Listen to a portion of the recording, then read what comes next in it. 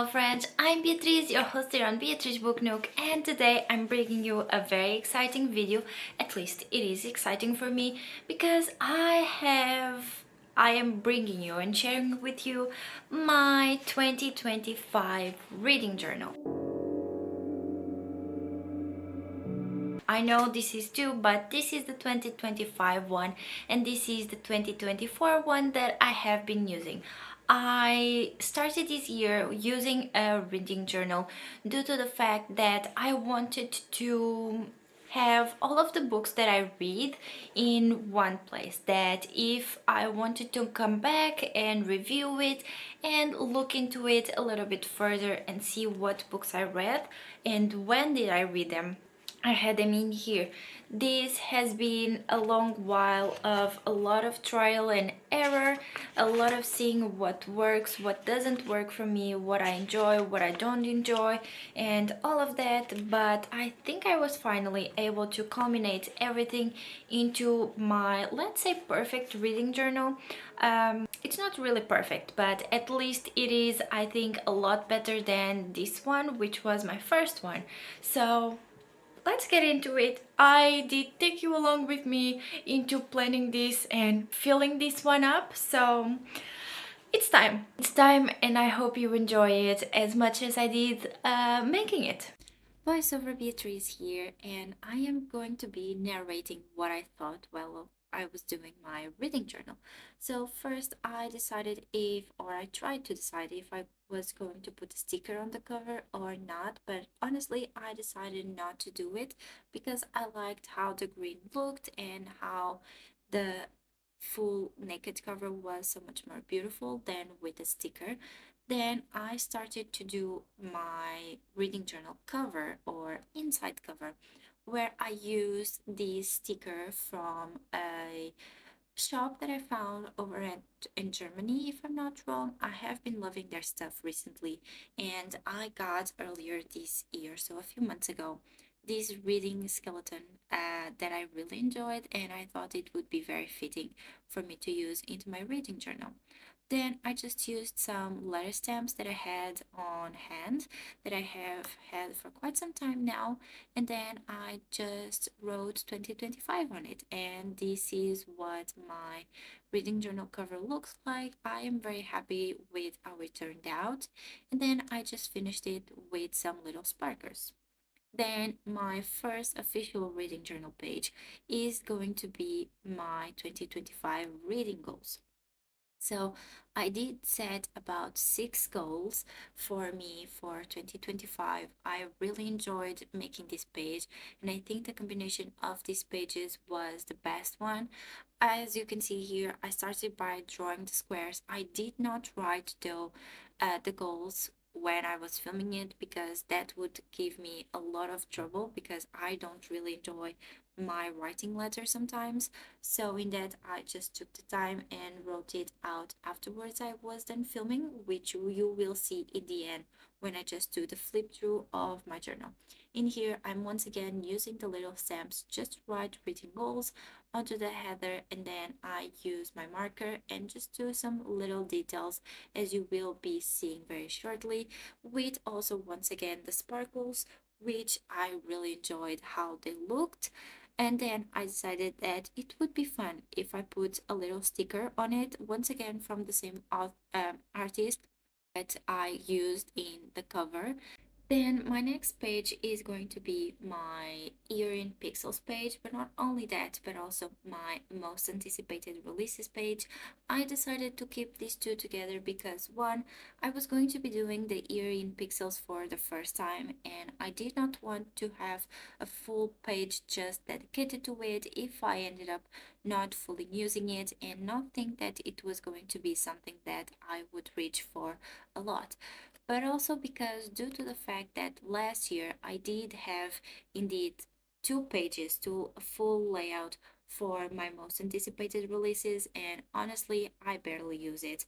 So in this year I decided that I was going to be keeping for my most anticipated releases the space that it needs as short as possible because I don't think it's worth having a full layout of 2 pages just for that, since honestly I am also not using it that often, and I will just put in here books that I am really excited about and that I really want to read, and maybe most likely try to get a earlier copy for it, so pre-order the book or something like that. So in regards of the year in pixels, what is actually does it entail?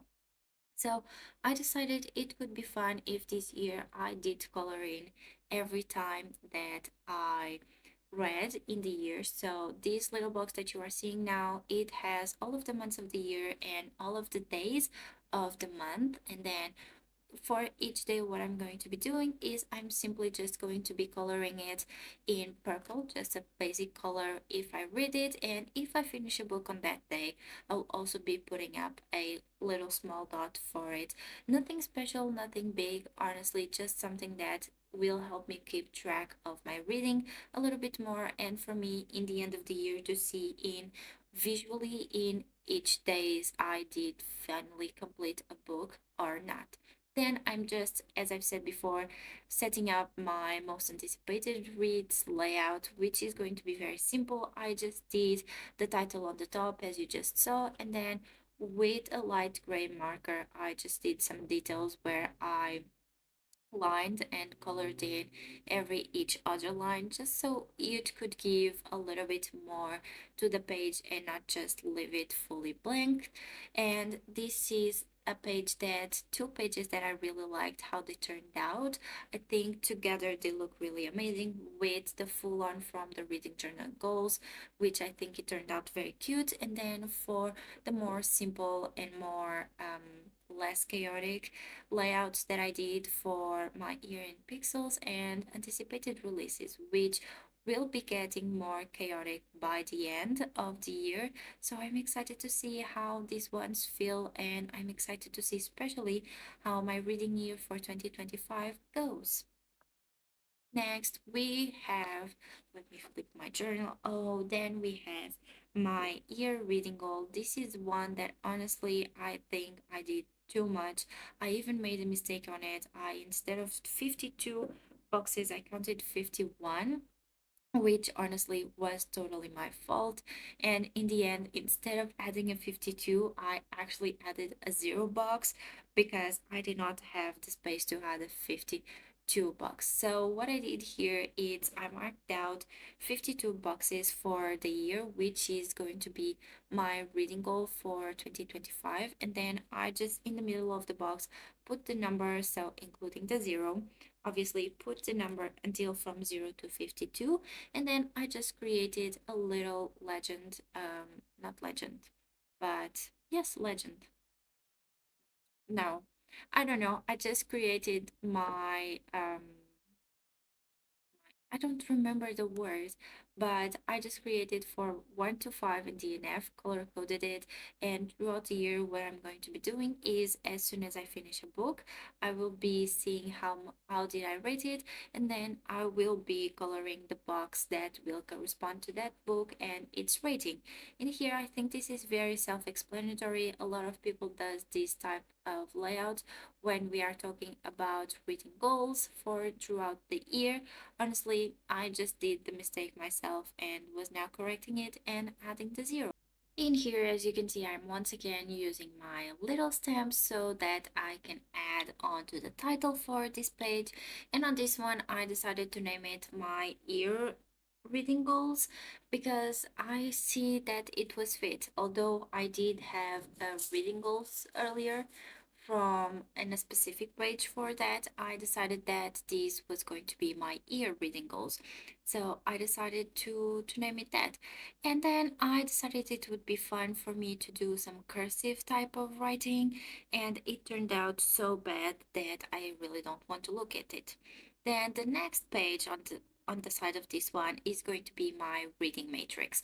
Although I did one this year and I was not very good at keeping up with it, I really want to do it again this the in 2025 so I can see if this is something that it's worth or not for me So, because I really like the idea of deciding which was my best book of the year through that, and not just by like putting 2 months against each other and going off of that. In here, all of the months will go against each other, and in the end, the one that has the most votes, let's say like that, will be the winner. In this year, honestly, I still have to do it, but I really don't want to because I don't even remember in each month what was my best book of the month. And on some of them, I honestly do not have and don't think that the book that I chose was my best book of the month. And then at the bottom, I just put some the months. I'm so sorry about the change in lighting here. I did this a little bit later than when I started to film because my camera got out of battery.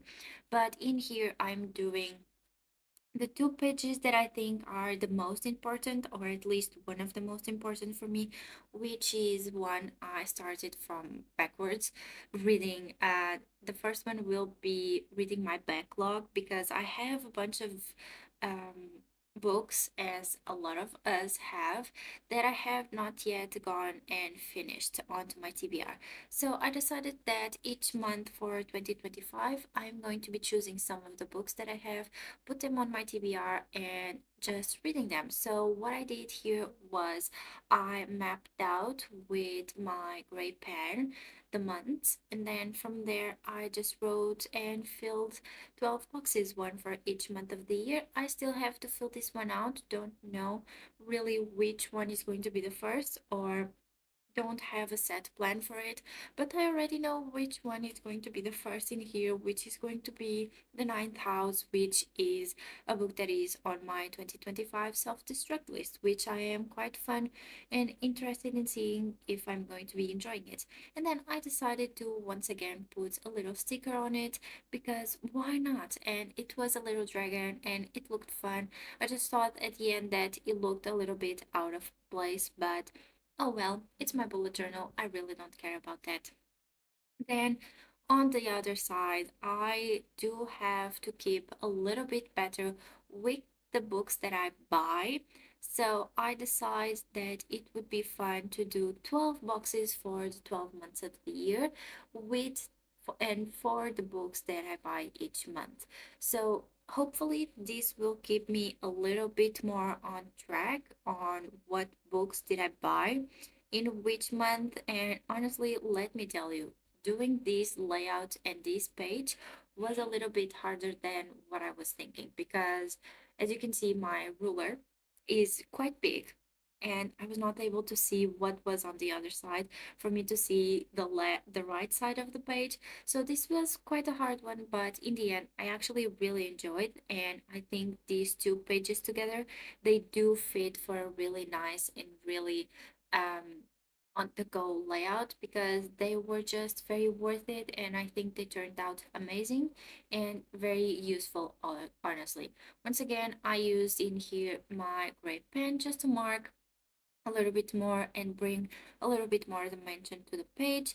And to this layout, what I did was just fill in the columns and the lines, and then here I am just filling the column that will correspond to the value of the book, which I thought it brought a little bit of a nice touch and made definitely the page look a little bit more interesting than it would have in the beginning. And then I'm just filling out the months and the symbols that I needed. And honestly, I do know that all of the titles are in English, but most of the months and things that I'm writing on the smaller parts are in Portuguese, which in the end I found that to be mind blowing to me because my brain works that way. The next part will be I decided that I really want to keep up with the Sips Book Club books for the new year. Me and Laura have talked a little bit more about what we want to do, what we want to change, and if we are changing some things. So in here, I decided that it would be fun for me to keep up with the picks for the book club so that I had a layout with all of the books. So what I did, just once again, used my handy dandy stamps and then just filled 12 boxes, one for each month. And then what I will do is I'm going to be printing out the book covers for each month and just put it in here. Honestly, the math wasn't mathing when I did this layout, so I ended up having to recount a lot of the times for the 12 boxes, but that is okay, and it happens honestly. The next one, not me taking once again all of the stamps out. This is going to be one that was inspired by Leandra over on Leandra the TBR Zero. One of my goals for 2025 is to DNF more, especially books that do not bring me any happiness when I'm reading them. So, as I've said, this was very much inspired by Leandra over on Leandra's TBR Zero because she already did her setting up 2025 reading journal video, and one of the layouts that she did was a DNF graveyard. I thought that it would be really fun for me to do that, especially since one of my goals, as I've said before, for 2025 is going to be DNFing more. So I want to see what notions can I take from this DNF graveyard. The next one that I did was my average read rating. This is something that I'm going to be implementing on 2025, and it's something that is not that easy to explain, but who explains it a lot better is Jess over on Jessie Corinne. She was the main inspiration for this video and for all of these layouts, to be honest, and most of them were taken from her video, which I'll link down below. So basically, the idea on this one, it's just for me to see what is the average that I do read and rate my books. So, for example, the big square that you see at the bottom, it's divided in 10 parts. Each one corresponds to 10%. And during each month, what I will do at what I will do at the end of it, it's going to be to understand how many stars did I give to 1 star, how many books were 2 stars, how many were three, and so on.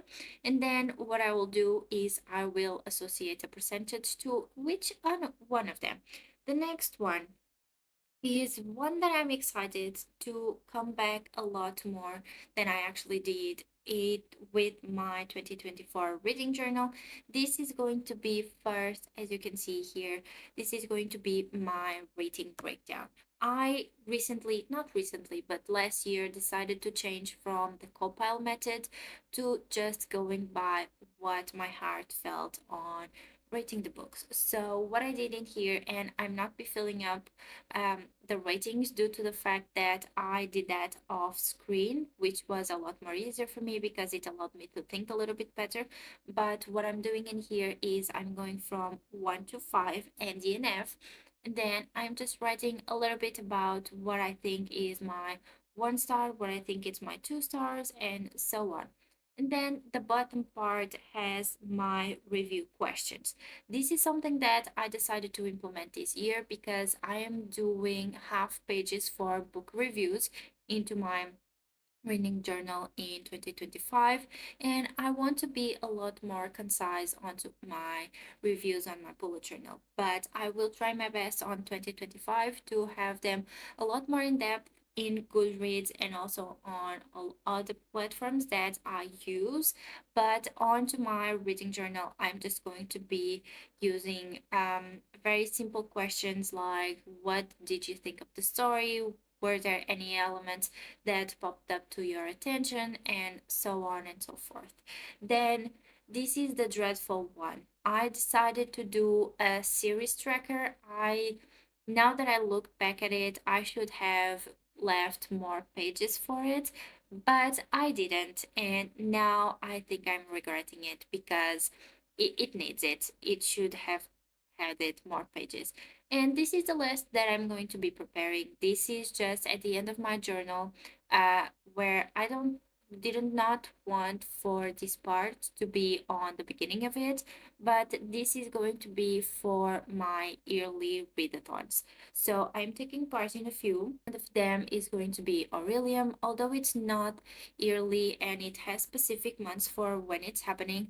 All of my information for Aurelium will be in the end of it, just because it is a lot more easier for me. And then all of the other reading readathons. And in here, this is the final look with a much better light and everything filled out.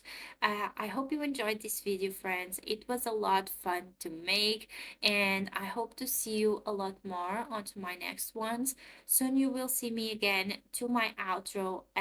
This video was definitely something that I want to do more and to keep doing for the months to come in 2025.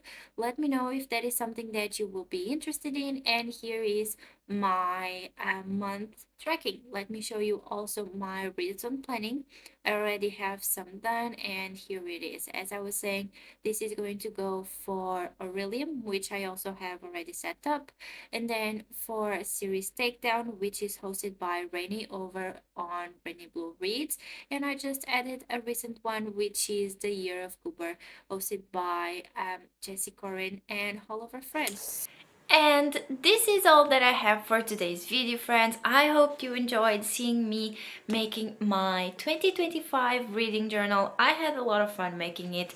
At a point, if you see that I jump a lot, it's due to the fact that I did not know really what I wanted to do anymore, because not that I was getting without ideas, but mostly because I was having a hard time fulfilling everything on camera and while filming it.